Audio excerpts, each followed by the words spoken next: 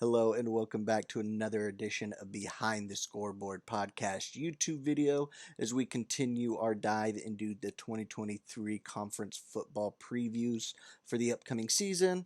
Today we're going to be doing the independents of the FBS, so just four teams.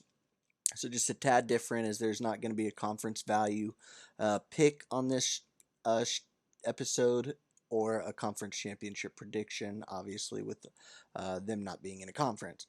It should be a little bit shorter, again, with just four teams, but we're still going to have our hope and nopes and over-under win totals. So starting off, Army, their hope or nope is going to be one and the same, because I don't know if it's good or bad. They're moving away from the triple option, which last it was Georgia Tech, now it's them, which just leaves the Naval Academy and the Air Force Academy as the only teams still running the triple option at the FBS level. They're moving to a more shotgun-based offense, so we can expect a bit more passing and a little bit less running. Thing about the triple option is it catches everyone off guard, except for their biggest rivals, Navy and Air Force. So the biggest worry is the QBs they have to start has one pass attempt in college, and they did rank second in rush last year, only behind another Service Academy Air Force, and 129th out of 131 in passing yards. So obviously, again, expect the rush yards and rankings to go down a little bit and the passing to go up. It'll be interesting to see how that changes how they recruit in the future as well for the quarterback position, as it is also a very selective academy to get into. And I'm not sure if it's because head coach Jeff Monken wants to prove to other jobs he can win with a different style of offense. Heard him when they were hiring the last KU. They ended up going with Leipold, but Monken and Willie Fritz were both contenders for the job, and a lot of people didn't like Monken around here because they didn't want to see the triple option, even though Monken has said that if he moves on to a different job, then he's not going to be running the triple option. It's kind of one of those things you're sort of handcuffed at those academies. So it will be interesting to see how they do. I'm actually really excited. It'll be entertaining to watch, to say the least. So, and it's either that with Monken, or does he just want to get a leg up on Air Force and Navy? You know, it's easy for them to game plan against it when they see that not only every year, but every week in practice, and actually twice a year as they all play each other. So, will be very interesting. Next up, we have Notre Dame. This is going to be a big year two for Marcus Freeman. You know, one of the best looking coaches in Division One, if I do say so myself. They did have some tough losses last year as they got throttled by Marshall. They lost a close game to Stanford. But they did have some decent wins versus Clemson and North Carolina, who quietly had a solid year last year as well. So we're going to see what it can be made of for year two. Now, for Sam Hartman, huge transfer.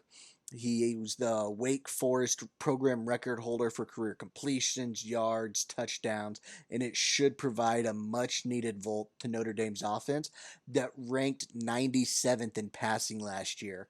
So he's going to bring a air raid, not necessarily what he came from. So he's not necessarily bringing it, but he came from that style. So he knows how to chuck the ball around a little bit. But on the other side of the ball, the Irish lost some key pieces along the defensive fronts, including school sack record holder Isaiah Foskey, who he's going to be hard to replace. He was a beast. And it's going to be crucial for them to do that if they want to be taken seriously as a playoff contender this year.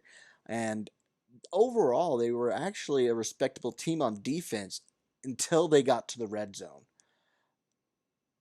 They out of 34 attempts in the red zone last year, they allowed 32 scores, which was good for 130th nationally, next to last. So if they want to turn some of those close losses into wins, not that they had a lot of them because they went 8-4 last year, so a lot of actually close wins. But you know, Stanford turned that into a loss. Got to button up in the red zone, or turn that into a win. Got to button up in the red zone. Next up, a lot of teams, or a team you won't hear talked about really at all on the national stage, is UMass. Now, something you might know is they ranked ninth in the country in pass yards allowed last year. and they're returning a lot on defense. That's going to be really good. They're going to be a really stingy group that could pose a thorn into the side of some teams. And I might call this team 1917 because they have a lot of depth in the trenches there. Just a little dad joke for you. So the other side of the ball was the major issue, their offense last year. They had four quarterbacks play and still couldn't find their guy, so they brought in Georgia Tech transfer Tyson, that last name, Famachan. And so it's going to be a gamble. Well, we only have a limited sample size of 24 completions on 53 attempts for Tyson with 45% completion percentage.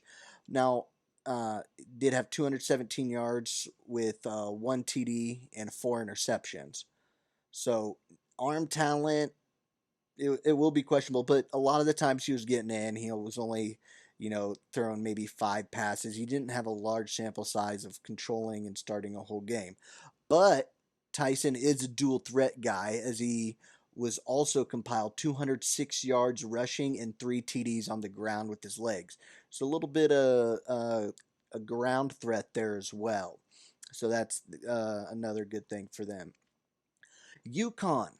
They had a top 30 rushing attack last year and returned four starting offensive linemen. Their top rusher, Victor Rosa, who had 70 yards rushing in five of the last 7 games and over 60 yards in six of the last 7 games, and along with 11 touchdowns to top it off. And they also added running back transfer Jalen Mitchell, who had over 1,100 yards on more than 200 carries during his time at Louisville. So they're going to be a very solid ground and pound team. But they are probably going to want to throw the ball more this year.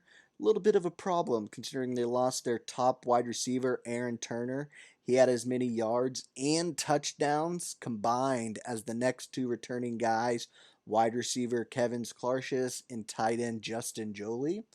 Now, with that aside, because I'm sure they love Kevin's and Justin, they don't know who's going to be throwing them the ball, whether it's going to be last year's opening day starter Taquan Roberson, his replacement, he tore his ACL in the opener last year, or whether it's going to be his replacement Zion Turner, or they did also bring in Maine transfer Joseph Fagano. So there's still going to be a lot to figure out on the offensive side of the ball for them this year. But Jim Mora is a good head coach, led UCLA for a while, so he's going to be able to figure it out. Took him bowling in year one after an impressive 6-6 campaign, which is surprisingly good for UConn.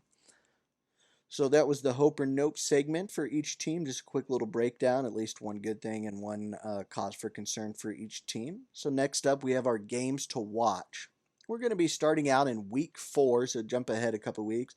The Ohio State University is going to be going to Notre Dame. Marcus Freeman played at Ohio State.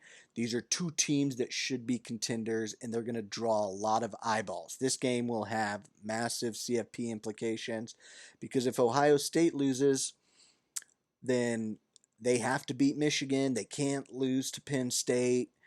And they have to win the Big Ten title game, obviously, if they want to be able to make the college football playoff. So huge. And then Notre Dame does not really have any room for error being outside of conference one win. So if they lose this game, then their margin for error goes out the window.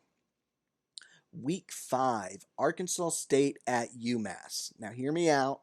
It's going to be a rematch from last year's 35-33 nail-biter where UMass's comeback fell just short. And either this one or New Mexico in the week before, that's going to be the best chance for a Massachusetts Minutemen FBS win. So if you're a Minutemen fan, circle those two games on your calendar. Arkansas State week 5 or New Mexico the week before, both at home. Week 7, Troy at Army. I don't know if anybody knows how many wins Troy had last year, but they had 12. 12 wins last year. Sneaky good. John Somerall, we'll get into them on the Sun Belt preview. Great head coach. But this is going to be a good matchup for Army. They should be more comfortable in the new offense at this point in the season, first couple weeks, going to be a bit bumpy for them. I think so. By this point, hopefully they'll start to get a good grasp, and they'll be playing a sneaky good team in Troy this year. At this point, week 7. Also, week 7, you have USC at Notre Dame. Notre Dame started to figure out in the second half of last year just to have lose to USC in the final week of the season. They're going to have Heisman contender Caleb Williams back versus Sam Hartman, who was a sneaky good Heisman bet for Notre Dame. So a good quarterback matchup there, if you will. So this is going to be another all eyes circled, all eyes on the game. Circle it on your calendar. It's going to be a primetime matchup. USC at Notre Dame, week 7. Week 10, Army at Air Force. This is, anytime you have one of these games for the Commander-in-Chief Trophy, you're always going to want to watch it. It's great. The uniforms match up, the pageantry. It's fantastic. Also, week 10, Notre Dame at Clemson. I really like Clemson this year. It's going to have, again, just like Ohio State in week 1, huge playoff implications. A lot of eyeballs on this game.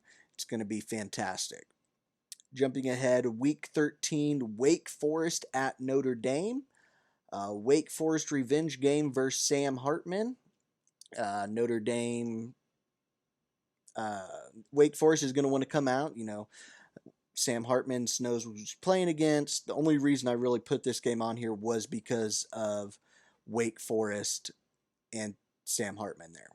Week 15, greatest tradition in college football.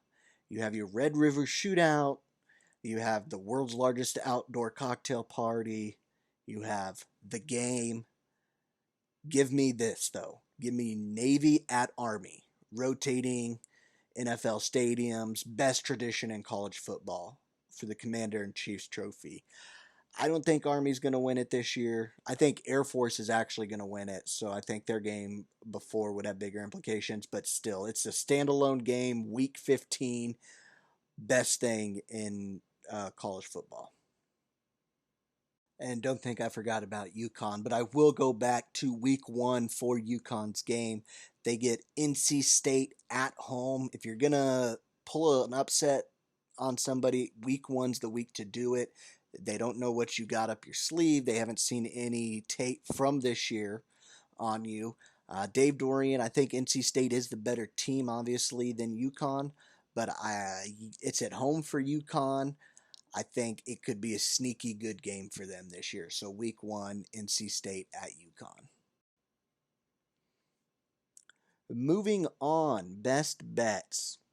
So over under win totals for each team. Notre Dame 9, Army 6, UConn 5, and UMass 2. So Notre Dame, I think I'm going to go with the over. I do like the Notre Dame over 9. They have Ohio State, at Clemson, USC, at Duke right after Ohio State, so that's going to be sneaky. They play at NC State. So in those 5 games, I need them to go 3-2. Finish the season 10-2, and you hit the over. Can't have any upsets, though, like a week 4 at Central Michigan, similar to what their upset was versus Marshall last year. So I do like the over. 10-2, worst case scenario, I think they go 2-3 in those games. They finish 9-3. Then you get a push. In sports betting, a push is a win. Next up, we have Army. I like the under of 6 wins. It's tough to change an offense. The way that they're doing it, start of a season like that, I think it's going to get bumpy. They play Texas San Antonio, who's one of the better G5 teams, and I think they'll drop 1 or 2 that maybe they shouldn't before they're really comfortable early in the season. And I think that's going to be the difference between 5, 6, 7 wins right there. So I'll take the under of 6. I think they go 5-7 as they try to get used to working in that offense. UConn, 5 wins. I already count 5 wins. FIU, at Rice, at Boston College, Sacred Heart, and UMass.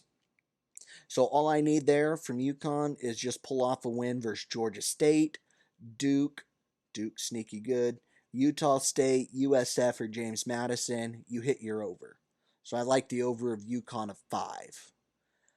UMass 2 is their win total. They should be able to beat Merrimack. I do think they'll beat Arkansas State or New Mexico at home. I just think 2's the perfect number.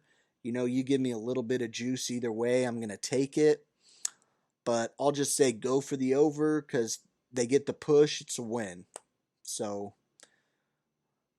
thanks for watching. Subscribe, hit the like button. Let me know what you think. Stay tuned for more. Thanks. Bye.